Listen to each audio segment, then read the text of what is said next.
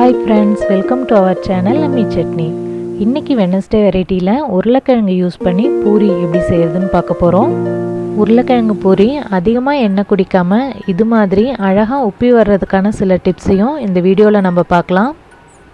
இந்த உருளைக்கிழங்கு பூரியில அதிகமா மசாலா பொருட்கள்லாம் சேர்க்காம ஈஸியாவும் டேஸ்டாவும் எப்படி செய்யறதுன்றதை இந்த வீடியோல பார்க்கலாம் வாங்க. உருளைக்கிழங்கு பூரி செய்யறதுக்கு மீடியம் சைஸில் 2 உருளைக்கிழங்கு எடுத்துருக்கோம். உருளைக்கிழங்கோட தோல் சீவிட்டு குக்கரில் சேர்த்து 2 விசில் வச்சு வேக வச்சுக்கலாம். வேக வச்ச உருளைக்கிழங்கு மிக்ஸி ஜாரில் சேர்த்து தேவைப்பட்டால் கொஞ்சமாக தண்ணி சேர்த்து இது மாதிரி திக்கான பேஸ்ட்டை அரைச்சி எடுத்துக்கலாம். அரைச்ச உருளைக்கிழங்கு பேஸ்ட் எவ்வளோ இருக்கோ அந்த அளவுக்கு 2 மடங்கு கோதுமை மாவு எடுத்துட்டோன்னா உருளைக்கிழங்கு பூரி எண்ணெய் குடிக்காமல் நல்லா வரும். இப்போ கோதுமை மாவை உருளைக்கிழங்கு பேஸ்ட்டோடு சேர்த்துடலாம்.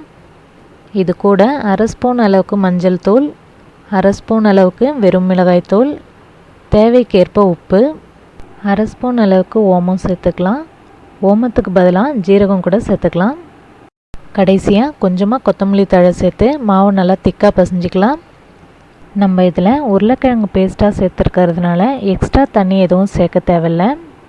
மாவு நல்லா திக்காக பிசைஞ்சாதான் பூரி எண்ணெய் குடிக்காமல் வரும். அதனால் தேவைப்பட்டால் மட்டும் கொஞ்சமாக தண்ணி சேர்த்து மாவு நல்லா இது மாதிரி திக்காக பிசைஞ்சு எடுத்துக்கலாம்.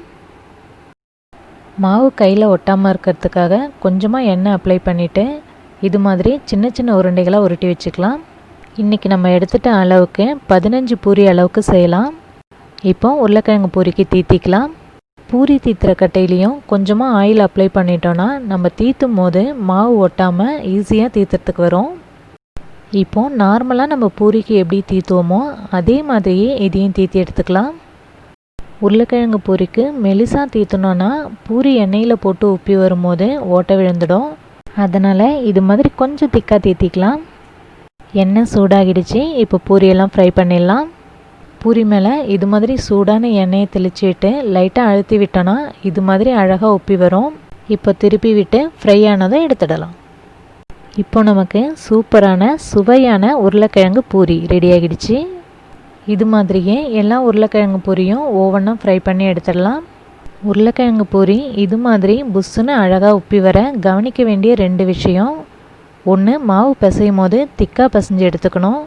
அடுத்து தீத்தும் போது ரொம்ப மெலிசாக இல்லாமல் கொஞ்சம் திக்காக தீத்திக்கணும். அது மட்டும் இல்லை, எண்ணெய் சூடான உடனே பூரி போட்டால் தான் அழகாக உப்பி வரும். ஹோட்டலில் சாப்பிட்ற பூரி மாதிரியே நம்ம வீட்டில் செய்யும் போது ஏன் உப்பி வர மாட்டேங்குதுன்னு யோசிக்கிறவங்களுக்கெல்லாம் இந்த டிப்ஸ் யூஸ்ஃபுல்லாக இருக்கும்னு நம்புகிறேன்.